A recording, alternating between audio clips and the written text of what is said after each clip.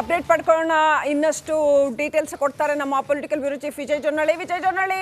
CT. Ravi ಅವರ ಪತ್ರದಲ್ಲಿ ಏನಿದೆ, ಅರ್ಕಾವತಿ ರೀಡು ಪ್ರಕರಣ ಕೂಡ ಮತ್ತೊಮ್ಮೆ ಸಿದ್ದರಾಮಯ್ಯ ಅವರ ಕೊರಳಿಗೆ ಉರುಳಾಗಲಿದೆಯಾ?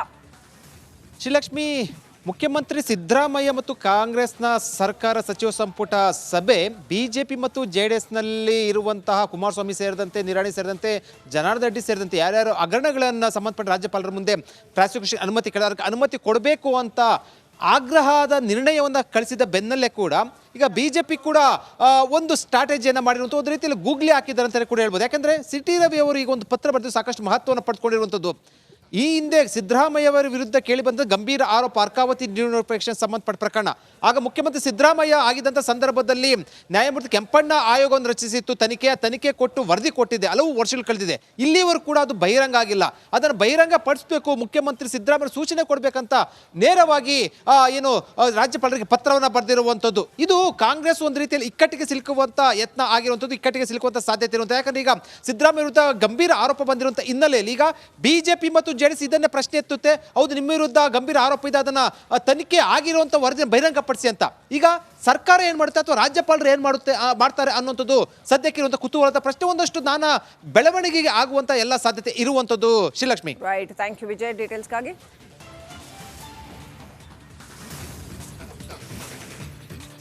ಉಲ್ಲಂಘನೆ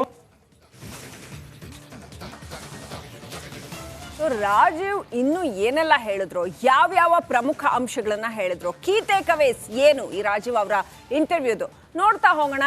ಸಿಎಂ ಪತ್ನಿ ಜಮೀನೇನಿದೆಯಲ್ಲ ಅದರ ಮಾಲೀಕ ಜವರ ಅನ್ನುವಂಥ ವ್ಯಕ್ತಿ, ಮೂಲ ಮಾಲೀಕ ಜವರ ಅನ್ನುವಂಥ ವ್ಯಕ್ತಿ ಇದನ್ನ ಹೇಳ್ತಾರೆ. ಆಮೇಲೆ ಕೆಸರೆ ಗ್ರಾಮದ ವ್ಯಕ್ತಿಗೆ ಮೂಲತಃ ಸೇರಿದ ಜಾಗ ಇದಾಗಿತ್ತು. 1992-93ರಲ್ಲಿ ಅವರು ನಿಧನರಾದ ಬಳಿಕ ಅವರ ಮಗ ದೇವರಾಜುಗೆ ಬರುತ್ತೆ. ಇದು ದೇವರಾಜು ಕುಟುಂಬ ಮಲ್ಲಿಕಾರ್ಜುನ ಸ್ವಾಮಿಗೆ 2004ರಲ್ಲಿ ರಿಜಿಸ್ಟ್ರೇಷನ್ ಮಾಡಿಕೊಡ್ತಾರೆ. ಪಾರ್ವತಿ ಅವರ ಸಹೋದರನ ಹೆಸರಿಗೆ 2004ರಲ್ಲಿ ರಿಜಿಸ್ಟ್ರೇಷನ್ ಆಗಿರುವಂಥದ್ದು. ಅಲ್ಲಿವರೆಗೂ ಅವ್ರದ್ದಲ್ಲ.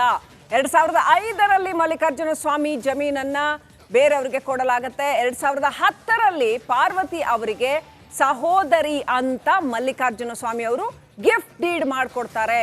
2014ರಲ್ಲಿ ಮೂಡಾ ಬಡಾವಣೆ ಮಾಡಿ ನಿವೇಶನ ಹಂಚಿತ್ತು. ಆಗ ಸಿಎಂ ಪಾರ್ವತಿ ಅವರು ಕೃಷಿ ಭೂಮಿಯನ್ನು ಉಪಯೋಗಿಸಕ್ಕೆ ಆಗಲ್ಲ ಅಂತ ಹೇಳಿ ಆಗ ಮತ್ತೆ ನಮಗೆ ಕಾಂಪನ್ಸೇಟರಿ ಜಮೀನು ಕೊಡಿ ಅಂತ ಕೇಳಿದ್ರು ಅನ್ನೋಂಥದ್ದು. ಹೀಗಾಗಿ ಪಾರ್ವತಿ ಅವರು ಮೂಡಾಗೆ ಅರ್ಜಿ ಸಲ್ಲಿಸ್ತಾರೆ, ಹೀಗಾಗಿದೆ ನಮ್ಮ ಜಮೀನು ಅಂತ. ನೋಟಿಫೈ ಆದ ಜಾಗದಲ್ಲಿ ಡಿನೋಟಿಫೈ ಆದರೆ ಯಾವುದೇ ಅಭಿವೃದ್ಧಿ ಮಾಡಂಗಿರಲ್ಲ. ಇದನ್ನ ರಾಜೀವ್ ಅವ್ರು ಹೇಳೋ ಅಂಥದ್ದು. ಅವ್ರು ಏನೇನು ಹೇಳಿದ್ರು ಅಂತ ಅವರ ಇಂಟರ್ವ್ಯೂನ ಟೇಕ್ ಅವೇಸ್ ಪಾಯಿಂಟ್ಸ್ ನಾನು ನಿಮ್ಗೆ ಹೇಳ್ತಾ ಇದ್ದೀನಿ. ಡಿನೋಟಿಫೈ ಆದಮೇಲೂ ಕೂಡ ಅಭಿವೃದ್ಧಿ ಆದರೆ ಮೂಲ ಮಾಲೀಕರ ಹೆಸರಲ್ಲೇ ಇರುತ್ತೆ. ಮೂಡಾ ನಿವೇಶನವನ್ನು ಹಂಚಿದ್ರೆ ಭೂಮಾಲೀಕರು ಒಪ್ಪಿದ್ರೆ ಬೇರೆ ಕಡೆ ಜಮೀನು ಕೊಡ್ತೀವಿ ನಾವು ಅಂತ. ಸರಿ, ಅದು ಎಲ್ರಿಗೂ ಗೊತ್ತಿರೋ ಅಂಥ ನಿಯಮನೇ. ಕಾಂಪನ್ಸೇಟರಿ ಲ್ಯಾಂಡನ್ನು ಕೊಡುತ್ತೆ ಮೂಡಾ. ಆದರೆ ಹೆಂಗೆ, ಯಾವ್ಯಾವ ನಿಯಮಗಳ ಅಡಿಯಲ್ಲಿ, ಇದು ನಾವು ಕೇಳ್ತಿರೋ ಪ್ರಶ್ನೆ. ಇನ್ನು ರಾಜೀವ್ ಅವರು ಕಂಟಿನ್ಯೂ ಮಾಡ್ತಾರೆ. ಈ ಭೂಮಾಲೀಕರು ಕೋರ್ಟಿಗೆ ಹೋಗಿದ್ರೆ ಭೂಮಾಲೀಕರಿಗೆ ಅವರಿಗೆ ಕಾಂಪನ್ಸೇಟರಿ ಜಮೀನನ್ನು ನೀಡಿ ಅಂತ ಕೋರ್ಟ್ ಹೇಳುತ್ತೆ ಅಂತ ಹೇಳಿದ್ರು. ನಮ್ದೇನು ಅಬ್ಜೆಕ್ಷನ್ ಇಲ್ಲ ಅದಕ್ಕೆ. ಮೂಡಾ ತಪ್ಪು ಮಾಡಿದ್ರೆ ಮೂಡಾನೇ ಪರಿಹಾರ ಕೊಡಬೇಕಿತ್ತು, ಹಾಗಾಗಿ ಕೊಟ್ಟಿದ್ದೀವಿ ಅನ್ನೋ ಅರ್ಥದಲ್ಲಿ ಮಾತಾಡ್ತಾರೆ ರಾಜೀವ್ ಅವರು. ಭೂಸ್ವಾಧೀನ ಪ್ರಕ್ರಿಯೆ 98ಲ್ಲಿ ಆಗಿದೆ. 4-5 ವರ್ಷಗಳ ಬಳಿಕ ಆ ತಪ್ಪು ಗೊತ್ತಾಗಿದೆ ಅಂತ. 4-5 ವರ್ಷದವರೆಗೂ ಏನು ಗೊತ್ತಾಗ್ಲಿಲ್ವಾ ಇದು ಪಾರ್ವತಿ ಅವರಿಗೆ ಸೇರಿದ ಜಮೀನು ಅನ್ನೋದು ಗೊತ್ತಾಗ್ಲಿಲ್ವಾ? ಆ 4-5 ವರ್ಷದ ನಂತರ ತಪ್ಪಾಗಿರೋದು ಗೊತ್ತಾಗತ್ತಾ? ಅಥವಾ ಆ ಜಮೀನು ಬೇರೆ ಖಾಸಗಿ ಜಮೀನು ಅನ್ನೋದು ಆ ನಂತರ ಗೊತ್ತಾಗತ್ತಾ? ಅಲ್ಲಿವರೆಗೂ ಯಾರು ಏನೂ ಆ್ಯಕ್ಷನ್ ತಗೊಳ್ಳಿಲ್ವಾ? ಆಗ ಸಂಬಂಧಪಟ್ಟ ಮೂಡಾ ಅಧಿಕಾರಿಗಳ ವಿರುದ್ಧ ಅವತ್ತೇ ಕ್ರಮ ಆಗಿದ್ರೆ ಸಮಸ್ಯೆ ಆಗ್ತಿರ್ಲಿಲ್ಲ ಅಂತ ರಾಜೀವ್ ಅವರು ಹೇಳೋದು. ಮೂಡಾದಿಂದ ತಪ್ಪಾಗಿ ಡಿನೋಟಿಫೈ ಆಗಿ ಡೆವಲಪ್ ಮಾಡಿಬಿಟ್ಟಿದೆ ಅಂತ. ನೋಡಿ ಎಷ್ಟೆಷ್ಟು ದೊಡ್ಡ ವಿಚಾರ. ತಪ್ಪಾಗಿ ಡಿನೋಟಿಫೈ ಮಾಡಿ ಲ್ಯಾಂಡನ್ನು ಡೆವಲಪ್ ಮಾಡಿಬಿಟ್ಟಿದೆಯಂತೆ. ಹಾಗಾಗಿ ಅದು ಸಿಎಂ ಪತ್ನಿಗೆ ಸೇರಿದ್ದು, ಹಾಗಾಗಿ ಅವ್ರಿಗೆ ಕಾಂಪನ್ಸೇಟರಿ ಜಮೀನು ಕೊಟ್ಟರೆ ಸರಿ ಇತ್ತು. ಯಾವ ಥರದ ವಾದ ಇದು ಅನ್ನೋದು ಅರ್ಥ ಆಗಲ್ಲ. ಇದು ಗೊತ್ತಿಲ್ಲದೇನೆ ದೇವರಾಜು ಅವರು ಸಿಎಂ ಬಾವು ಮೈದನಿಗೆ ಇದನ್ನ ಮಾರಿದ್ದಾರೆ ಅಂತ. ಒಂದ್ ಕಡೆ ಮೂಡಾ ಡೆವಲಪ್ ಮಾಡಿಬಿಟ್ಟಿದೆಯಂತೆ, ಅದು ಗೊತ್ತಿಲ್ಲದೇನೆ ದೇವರಾಜು ಅವರು ಸಿಎಂ ಬಾವು ಮೈದಾಗೆ ಈ ಜಮೀನನ್ನ ಮಾರ್ಬಿಟ್ಟಿದಾರಂತೆ. ರಾಜೀವ್ ಅವರ ವಾದ. ರೆವಿನ್ಯೂ ಅಧಿಕಾರಿಗಳು ಈ ಬಗ್ಗೆ ದಾಖಲೆ ಪರಿಶೀಲಿಸಬೇಕು. ಆರ್ಟಿಸಿಯಲ್ಲಿ ಕೃಷಿ ಭೂಮಿ ಅಂತ ಉಳ್ಕೊಂಡ್ರೆ ದಾಖಲೆ ಮೂಲಕ ಡಿನೋಟಿಫೈ ಮಾಡಬೇಕು. ವಿವಾದದ ಜಾಗಕ್ಕೆ ಹೋಗಿ ಡಿಸಿ ತಹಶೀಲ್ದಾರ್ ಹಾಗಾದ್ರೆ ಸುಳ್ಳು ಹೇಳಿದ್ರಾ ಅನ್ನೋದು ರಿಪಬ್ಲಿಕನ್ ರೈತಿದಂತಹ ಪ್ರಶ್ನೆ. ಕೃಷಿ ಭೂಮಿ ಕನ್ವರ್ಷನ್ಗೆ ಬಂದಿದ್ರಿಂದ ದಾಖಲೆ ನೋಡಿ ತಹಶೀಲ್ದಾರ್ ಮಾಡಿದ್ದಾರೆ ಅಂತ ರಾಜೀವ್ ಅವರು ಹೇಳಿದ್ರು. ತಹಶೀಲ್ದಾರ್ ಜಾಗಕ್ಕೆ ಹೋಗಿ ರೂಲ್ಸ್ ಫಾಲೋ ಮಾಡದೇನೆ ಕೃಷಿ ಭೂಮಿ ಕನ್ವರ್ಟ್ ಮಾಡಿಬಿಟ್ರ ಹಂಗಾದ್ರೆ ಅನ್ನೋದು ಪ್ರಶ್ನೆ. ಈ ಜವರ ಅನ್ನೋಂಥ ವ್ಯಕ್ತಿ ಸತ್ತು 5 ವರ್ಷ ಆದಮೇಲೆ ಅವರ ಹೆಸರಲ್ಲಿ ದೇವರಾಜ್ ಅವರು ಮತ್ತೆ ಡಿನೋಟಿಫೈಗೆ ಅರ್ಜಿ ಕೊಡ್ತಾರೆ.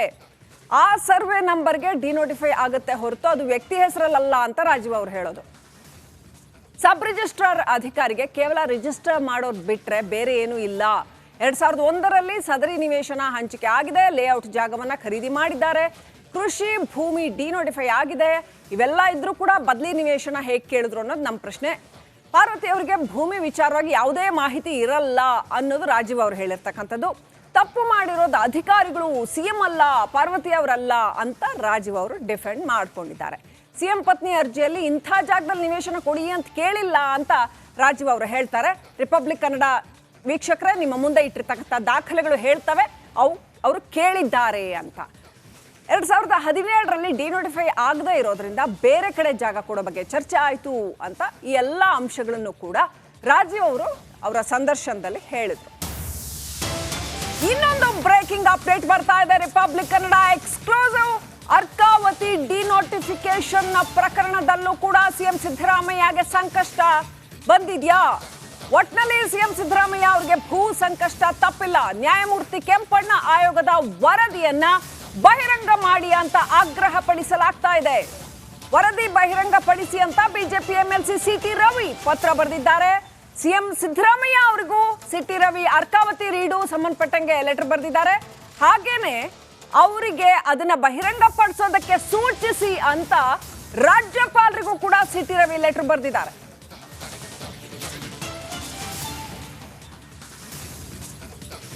ಸಿಎಂಗೆ ಮತ್ತೊಂದು ಭೂ ಸಂಕಷ್ಟ. ಅರ್ಕಾವತಿ ವಿಚಾರದ ಪ್ರಕರಣ ಏನಿತ್ತು, ಡಿನೋಟಿಫಿಕೇಶನ್ ಪ್ರಕರಣ, ಅದು ಕೂಡ ಮುನ್ನೆಲೆಗೆ ಬರುತ್ತಾ? ಅದರ ವರದಿ ಏನಿದೆ ಅದನ್ನ ಬಹಿರಂಗ ಮಾಡಿ ಅಂತ ಸಿಟಿ ರವಿ ಆಗ್ರಹ ಪಡಿಸಿದ್ದಾರೆ.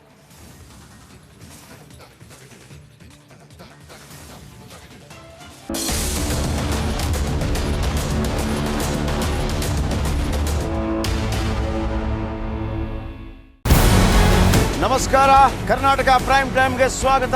ನಾನು ಜಯಪ್ರಕಾಶ್ ಶೆಟ್ಟಿ. ಇಡೀ ಕರ್ನಾಡು ಇವತ್ತು ರೆಬೆಲ್ ಆಗಿ ನಿಂತಿದೆ. ಈ ಹಗರಣಗಳನ್ನು ಸದನದಲ್ಲಿ ಪ್ರಸ್ತಾಪ ಮಾಡಲು ಕೂಡ ಕಾಂಗ್ರೆಸ್ ಹಿಂದೇಟು ಹಾಕಿದ್ದೇಕೆ? ನಿಮ್ಗೆ ಸಂಬಳ ಅದಕ್ಕೆ, ನಿಮಗೆ ವಾಹನ ಅದಕ್ಕೆ, ನಿಮಗೆ ವೆಪನ್ ಅದಕ್ಕೆ, ನೀವು ಅದನ್ನು ಸೆರೆ ಹಿಡಿಬೇಕಾಗಿದೆ. ನೀವು ವಿದ್ಯುತ್ ಬರ ಇದೆ ಅಂತ ಹೇಳ್ತಾ ಇದ್ದೀರಿ, ಎಲ್ಲಿ ಬರ ಇದೆ ನೀವು ಹೇಳಬೇಕು. ಪಾಕಿಸ್ತಾನ್ ಆಕ್ಯುಪೈಡ್ ಕಾಶ್ಮೀರ್ ಅದು ಎಂದೆಂದಿಗೂ ನಮ್ಮದು. 40 ಮೆಷಿನ್ಗಳು ತಂದಿತ್ತು ನೋಟ್ ಎಣಿಸುವುದಕ್ಕೆ, ಅದೇ ಹಾಳಾಯಿತು. ಮಥುರಾದ ಗಲಾಟೆ ಇದೆಯಲ್ಲ, ಅದು ಸ್ಥಳೀಯವಾಗಿ ಕೂತು ಪರಿಹರಿಸಬಹುದಾದಂಥ ಕಾನೂನಿದೆ. ಗ್ಯಾರಂಟಿ ಯೋಜನೆಯಿಂದ ನಷ್ಟ ಆಗಿದೆ, ಲಾಭ ಆಗಿದೆ, ದಯವಿಟ್ಟು ಹೇಳಿ. Dawood Ibrahim most wanted criminal ಯಾವಾಗಾದ ಅಂದರೆ ಇಲ್ಲಿ ತನಕ ಭಾರತ ದೇಶದಲ್ಲಿ ಓರ್ವ ದಲಿತ ಪ್ರಧಾನಿಯಾದಂಥ ಇತಿಹಾಸವೇ ಇಲ್ಲ.